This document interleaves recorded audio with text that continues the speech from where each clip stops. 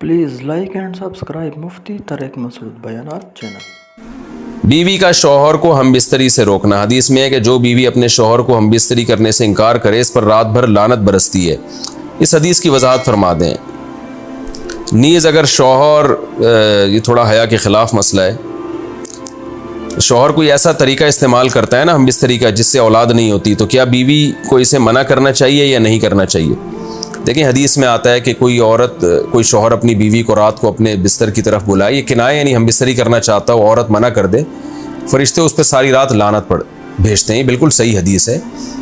अब हमारे बाज़ स्कॉलर क्या करते हैं, जब उनसे ये बात पूछी जाए तो वो बात को घुमा देते हैं, सीधी सीधी बात नहीं बताते कि भाई ये शरीयत में मर्द का हक़ है कि औरत उसको हम बिस्तरी से नहीं रोक सकती, क्योंकि वीमेन राइट्स के नाम पे आजकल बहुत तहरीकें चल रही हैं। तो वो भी कुछ लिबरल स्कॉलर्स हैं जो हर वक्त जो है ना कोशिश करते हैं कि ख़वातीन हमसे नाराज़ ना हो जाएं। तो भाई आप शरीयत का हुक्म बताएं साफ साफ, चाहे औरत खुश होती है नाराज़ होती है, बाज़ हुकूक मर्दों के हैं बाज़ औरतों के हैं, तो वो बताने पड़ते हैं। तो इसी तरह औरत का भी हक, मर्द का भी हक़ ही है कि औरत, अगर मर्द उसको हम बिस्तरी के लिए बुलाता है तो औरत इस्लाम में मना नहीं कर सकती, उसके लिए गुनाह ही। हाँ बीमार हो तो एक अलग बात है, बुखार है उसको, ये कोई वाकई बीमारी हो तो फिर एक अलग बात है। नॉर्मली उसको इजाज़त नहीं है कि वो शौहर को मना कर दे, बल्कि इसमें हदीस में बहुत सख्त ताकीद है। आप सल्लल्लाहु अलैहि वसल्लम की एक हदीस में यहाँ तक फरमाया कि औरत अगर यानी चूल्हे पे हो, रोटी पका रही हो, इस तरह की हदीस का मफहूम है, यानी बहुत बिजी भी हो तो भी उसको अपने काम को छोड़कर शौहर की ख्वाहिश को पूरा करना पड़ेगा। और ये नेचर के भी मुताबिक है, क्योंकि मर्द में जब ये सेक्स की ख्वाहिश पैदा होती है और उसको कुचला जाए तो मर्द बहुत ज़्यादा डिस्टर्ब होता है। ख़वातीन इसमें अपने आप को मर्दों जैसा समझती हैं, वो समझती हैं हमारा इसमें वही हक़ है जो मर्द का हक़ है। भाई अल्लाह ने दोनों की डिज़ायर्स में ज़मीन आसमान का फ़र्क रखा है। तो मर्द को बहुत ज़्यादा नुकसान होता है इससे, वो बहुत ज़्यादा मेंटली डिस्टर्ब होता है इससे, क्योंकि अल्लाह ने ये डिज़ायर्स औरत की निस्बत मर्द में बहुत ज़्यादा रखी है, थोड़ी ज़्यादा नहीं बहुत ज़्यादा रखी है। तो मेडिकली ये बात साबित हो चुकी है। तो दूसरा, एक तो मेंटली बहुत ज़्यादा डिस्टर्ब होता है वो, दूसरी बात ये कि फिर उसके गुनाह की तरफ तवज्जो जाएगी, वो हराम कामों की तरफ जाएगा। तो इसलिए औरत को इस बारे में मर्द का साथ देना चाहिए। यहाँ फ़ौरन बाज़ ख़वातीन ये सवाल पूछती हैं कि अच्छा अगर औरत के दिल में ख्वाहिश हो और मर्द वो ख्वाहिश पूरी ना करे तो क्या मर्द पे भी लानत होती है? तो उसका सीधा सीधा जवाब ये कि नहीं, मर्द पे लानत नहीं होती। उसकी वजह यह है, दो और दो चार की तरह मैं साफ बात करूँगा। वजह उसकी यह है कि औरत के लिए मर्द की इस ख्वाहिश को पूरा करने में औरत की कोई एनर्जी नहीं इस्तेमाल हो रही, जबकि अगर मर्द का मूड ना हो और औरत का मूड हो तो फिर मर्द अपने आप को प्रिपेयर नहीं कर सकता, इसके लिए बहुत तकल्लुफ़ करना पड़ेगा उसको। अखलाकी तौर पर तो ठीक है, मर्द को यही हुक्म दिया जाएगा कि ज़ौजा की ख्वाहिश को पूरा करे, लेकिन उस पर शरीयत ने लाजिम नहीं किया है, क्योंकि एक चीज़ मर्द के इख्तियार में नहीं है तो लाजिम कैसे हो सकती है? यानी एक आदमी का वो जहनी तौर पर तैयार ही नहीं है उसके लिए, तो मर्द के लिए तो जब तक जहनी तौर पे तैयार ना हो ये अमल कर नहीं सकता, जबकि औरत कर सकती है। तो एनर्जी जो इस्तेमाल होती है ना इसमें बहुत ज़्यादा, वो तो मर्द की एनर्जी यूज़ होती है।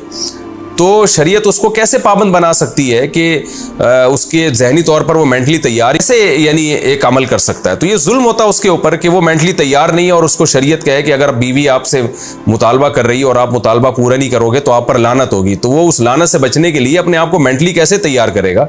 बाज़ दफ़ा तैयार कर लेता है, बाज़ दफ़ा नहीं हो पाता। इसका तो दिमाग से बहुत गहरा ताल्लुक़ है। तो इसलिए मर्द के लिए तो शरीयत ने हुक्म ये किया है कि 4 महीने में कम से कम एक दफ़ा उस पर लाजिम है कि वो अपनी ज़ौजा की ख्वाहिश को पूरा करे। और वैसे जब ज़ौजा में ख्वाहिश हो तो अखलाकी तौर पर मर्द की ज़िम्मेदारी है कि वो अपनी ज़ौजा की ख्वाहिश को पूरा करे, लेकिन शरीयत ने उस पर वाजिब नहीं करार दिया, क्योंकि ये उसके इख्तियार से ऊपर की चीज़ हो जाएगी। बाकी औरत के लिए इख्तियार है उसको, हाँ बीमार है या मेंसेस हैं वो तो फिर तो एक वैसे ही मेंसेस में हम बिस्तरी जायज़ नहीं है। बाकी रहा ये मसला कि ख़वातीन फिर ये कहती हैं कि इस्लाम ने तो फिर मर्दों को बहुत ज़्यादा हुकूक दे दिए, तो ऐसा नहीं है। अगर ये हक़ इस्लाम ने मर्द को दिया है तो बहुत सारे हुकूक औरत को भी तो दिए है ना, बहुत सारे औरत को भी तो हुकूक दिए हैं कि जो खुद पहनते हो, जैसा मयारी लिबास खुद पहनते हो अपनी बीवी को भी वैसे ही मयारी लिबास पहनाओ, जैसा मयारी खाना खुद खाते हो हदीस में आता है वैसा मयारी खाना बीवी को भी खिलाओ। तो ये भी तो औरत को भी तो हुकूक दिए हैं।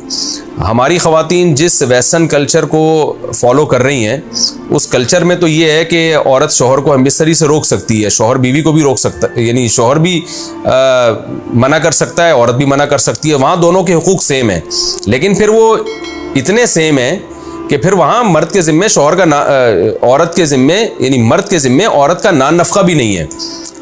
तो फिर गैस बिजली के बिल भी औरत यानी मर्द के जिम्मे नहीं है। तो फिर ख़वातीन से लेना है ना वेस्टर्न कल्चर को, तो फिर पूरा लेना वहाँ से। तो फिर शौहर क्यों गैस बिजली का बिल जमा करा रहा है, बच्चों की स्कूल की फीसें शौहर क्यों दे रहा है, शौहर नान नफ़क़ा क्यों दे रहा है? तो जब इस्लाम ने कुछ हुकूक औरत को दिए हैं तो कुछ शौहर को भी दिए हैं, तो इसी तरह से बैलेंस हमारी सोसाइटी में कायम होगा। तो इसलिए ख़वातीन को ये नहीं करना चाहिए, क्योंकि बहुत सी ऐसी शिकायतें आती हैं जिसमें मर्द बहुत ज़्यादा डिस्टर्ब होता है, फिर वो उनकी लड़ाइयाँ होती हैं, तलाक़ें होती हैं। औरत इसको नॉर्मल ले रही होती है, मर्द के दिमाग पे शहवत का एक जुनून चढ़ा हुआ होता है। जब बीवी उसको मना करती है वो बहुत ज़्यादा मेंटली डिस्टर्ब होता है, और फिर वो मार धाड़ तक नौबत भी आती है, फिर वो तलाक़ों तक नौबत भी आती है। तो ये बहुत गलत चीज़ है। हमारे नबी सल्लल्लाहु अलैहि वसल्लम ने जब औरत को हुक्म दिया है कि मर्द की ख्वाहिश को, अपने शौहर की ख्वाहिश को पूरा करे, तो इसी में खैर है। औरत को चाहिए उस वक्त चाहे दिल ना भी चाह रहा हो, अपने शौहर की इस ख्वाहिश को पूरा कर दिया करें। उसके वक्ती तौर पर तो आपको नुकसानात नज़र आएंगे, लेकिन लॉन्ग टर्म में उसके फ़ायदे हैं, इससे घर में फ़ायदे हासिल होंगे और इस्लाम की मान के चलने में ही औरत के लिए खैर है। रहा ये मसला कि शौहर अगर कोई ऐसा तरीका इख्तियार करता है हमबिस्तरी का जिसमें वो औलाद को रोकता है, तो इसमें यह ज़रूरी है कि बीवी की परमिशन हो। वो औरत की परमिशन के बगैर ये काम नहीं कर सकता।